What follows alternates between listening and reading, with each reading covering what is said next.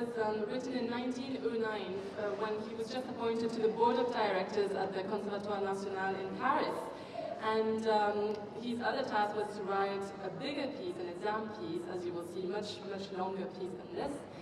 And of all the performances that the students did, he did not appreciate but just one of them.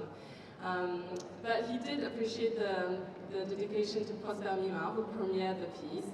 And he said that it was supposed to be rather fantasy-like, which is, I'm sure, what you will see through the different colors and the different moods of the piece. Throughout the whole piece, he starts dreamily slow as the sunrise, and he takes us on a journey of very, very different moods. So this is Première Rhapsodie by Debussy.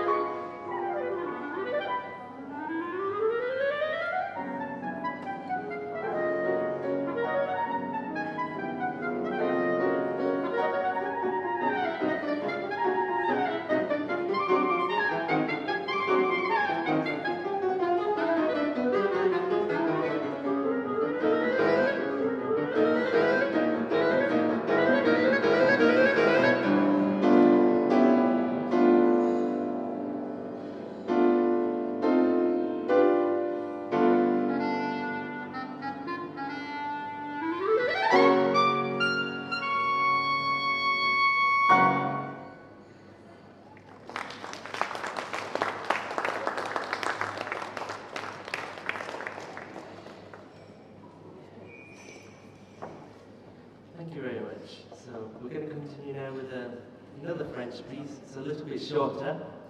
It's called Promenade, and it's just a lovely little melody in contrast to that. It's not as rhapsodic, the structure's more obvious, but there's still plenty of nice harmonies and melodies to listen to. So this is Promenade by Robert Clarice.